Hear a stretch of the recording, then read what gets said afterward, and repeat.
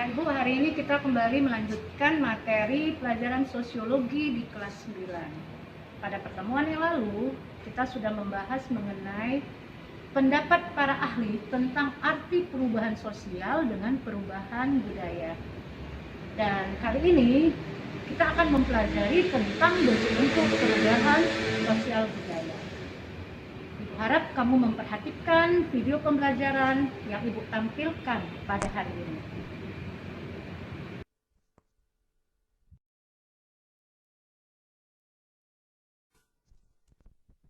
Anak-anak, seperti biasa Ibu anjurkan dan Ibu harapkan kamu harus selalu berdoa sebelum memulai aktivitas. Jangan lupa sarapan untuk menjaga kesehatan dan kamu harus tetap menjaga protokol kesehatan. Ingat 5M. Mencuci tangan, memakai masker, menjaga jarak, menghindari kerumunan, dan menghindari mobilitas. Ada 3 hal yang akan kita bahas dari pertemuan ini. Yang pertama adalah perbedaan dari perubahan sosial dan perubahan budaya. Yang kedua, kita akan bahas mengenai ciri-ciri atau karakteristik dari perubahan sosial budaya. Dan yang ketiga, kita akan bahas mengenai bentuk-bentuk perubahan sosial budaya. Jangan lupa, kamu tetap harus didampingi oleh buku mata pelajaran sebagai buku pegangan. Bukalah halaman 68 sampai 72.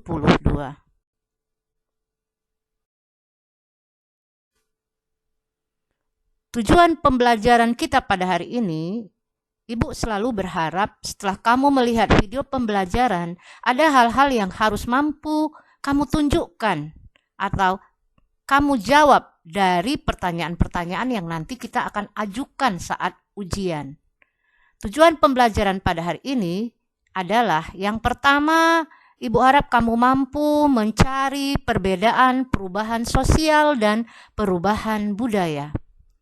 Yang kedua, kamu harus mampu menunjukkan 2 ciri-ciri atau karakteristik dari perubahan sosial budaya. Yang ketiga, kamu mampu mendeskripsikan perubahan sosial budaya dilihat dari waktunya.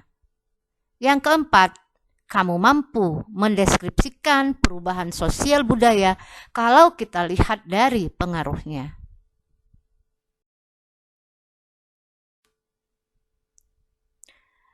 Mari kita mulai dengan membahas apa sih perbedaan perubahan sosial dan perubahan budaya. Di perubahan sosial itu maknanya lebih sempit. Hal-hal yang terjadi di perubahan sosial itu maknanya lebih sempit, artinya lebih sempit, ya. Sedangkan di perubahan budaya memiliki makna yang lebih luas, karena budaya berarti perubahan dari perilaku manusia untuk memenuhi kebutuhan hidupnya. Jadi aspek yang akan kita bahas di perubahan budaya itu jauh lebih luas dibandingkan dengan di dalam perubahan sosial. Di perubahan sosial itu dipelajari tentang struktur dan hubungan sosial masyarakat. Bagaimana masyarakat berinteraksi di dalam kehidupannya antara individu dengan individu, antara individu dengan kelompok, dan antara kelompok dengan kelompok. Sedangkan di perubahan budaya itu yang dibahas adalah hal-hal yang mencakup segi budaya masyarakat. Budaya masyarakat ini sangat luas, tidak hanya mengenai adat istiadat, bahasa, tapi juga bisa mencakup ke dalam mata pencarian, perilaku dalam kehidupan.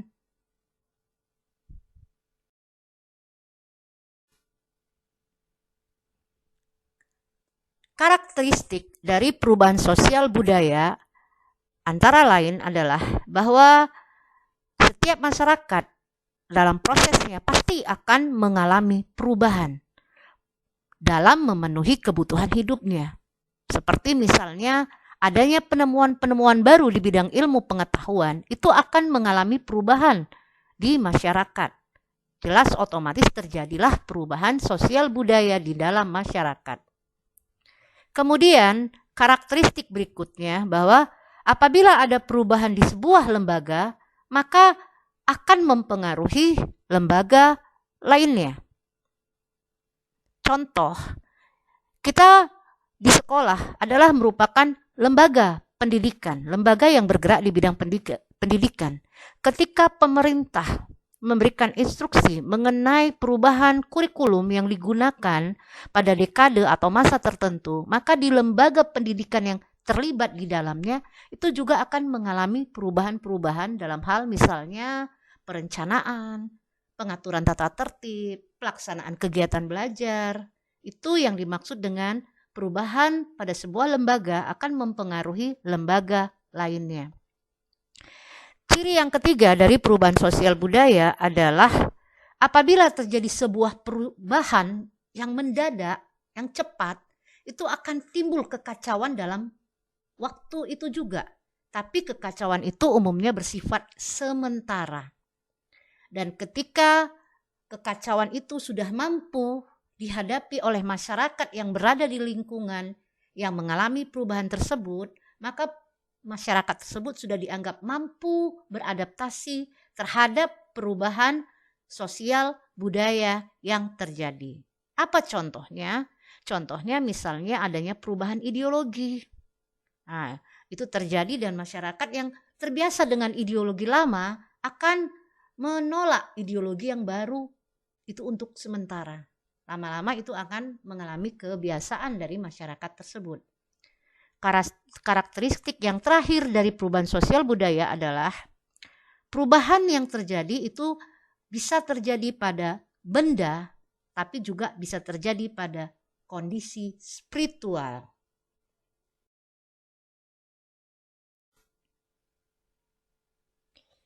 Kita masuk ke bentuk-bentuk perubahan sosial budaya. Pertama, kita akan bahas bagaimana bentuk perubahan sosial budaya kalau dilihat dari waktunya. Perubahan sosial budaya dilihat dari waktunya itu ada dua, perubahan lambat yang disebut dengan evolusi. Perubahan lambat ini biasanya membutuhkan waktu yang lama, seperti manusia yang mengalami perubahan dari masa prasejarah sampai menjadi masa modern, atau dari masa kelahiran, remaja, dewasa, dan akhirnya mengalami masa tua. Itu dianggap perubahan sosial budaya yang lambat atau evolusi. Yang kedua adalah perubahan yang cepat kalau dilihat dari waktunya. Perubahan cepat ini sering disebut dengan revolusi. Ada sebuah contoh ketika ditemukan penemuan baru di bidang teknologi di industri, maka kemudian terjadi gejolak perubahan yang sangat cepat. Contohnya misalnya ditemukannya mesin uap pada waktu itu di Inggris, maka pada umumnya pabrik-pabrik menggunakan mesin sebagai tenaga pengolah kegiatan industri. Dan tenaga manusia itu mulai terabaikan. Perubahan cepat ini mempengaruhi pola mental dari masyarakat yang saat itu mengalami proses industrialisasi. Bentuk perubahan sosial budaya yang kedua adalah dilihat dari pengaruhnya. Dilihat dari pengaruhnya, ada perubahan yang pengaruhnya kecil. Di sini Ibu tampilkan misalnya model pakaian. Kenapa kecil? Apa maksud kecil? Kecil di sini maksudnya kecil pengaruhnya terhadap golongan tertentu. Artinya tidak semua masyarakat mengalami pengaruh tersebut. Karena umumnya kalau model pakaian itu dilihat dari kondisi usianya. Dan umumnya pengaruh ini bisa berlangsung cepat karena model pakaian selalu berganti. Artinya ketika muncul model pakaian untuk orang dewasa itu anak-anak tidak terpengaruh di dalamnya untuk meniru model pakaian tersebut. Yang kedua, dari perubahan dilihat dari pengaruhnya adalah perubahan yang pengaruhnya besar. Perubahan besar ini artinya perubahan yang mencakup dan mempengaruhi seluruh aspek kehidupan dari masyarakat. Di sini Ibu contohkan kembali adalah proses industrialisasi. Dari aktivitas pertanian ke ke aktivitas industri. Semua masyarakat yang berada dalam lingkungan perubahan tersebut akan mendapat pengaruhnya, terutama dengan adanya kemajuan teknologi, pola pikir, perubahan perilaku.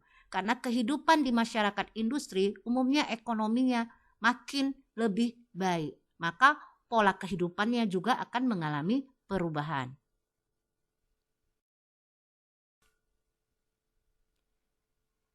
Perubahan yang ketiga itu kalau dilihat dari perencanaannya. Dari perencanaannya ada perubahan yang memang sengaja direncanakan. Ini umumnya dilakukan oleh pemerintah suatu negara, misalnya kalau di Indonesia adanya amandemen Undang-Undang Dasar 1945, salah satunya mengenai masa jabatan presiden. Sebelum amandemen Undang-Undang Dasar 45, masa jabatan presiden di Indonesia itu 5 tahun dan dapat dipilih kembali. Kalimat dapat dipilih kembali itu menyebabkan ada seorang presiden di Indonesia mampu bertahan sampai berpuluh tahun. Lalu kemudian terjadi masalah, maka kemudian diamandemenlah Undang-Undang Dasar 45 itu disesuaikan dengan keadaan dan situasi.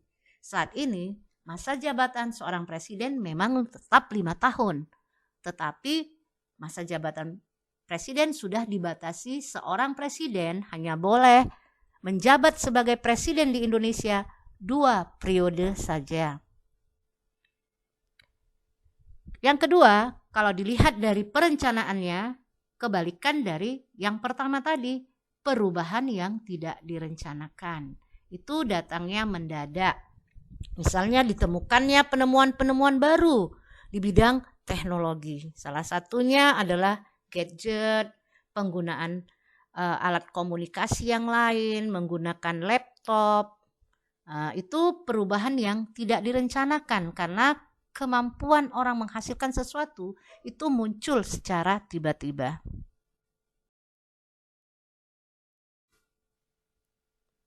Setelah melihat penjabaran yang Ibu sampaikan kepada kamu semua, untuk di bagian penutup ini, cobalah kamu berikan jawaban apa saja perubahan sosial budaya yang saat ini sedang kamu alami. Kamu hubungkan kembali dengan hal-hal yang telah Ibu terangkan tadi. Apa saja perubahan sosial budaya yang saat ini sedang kamu alami?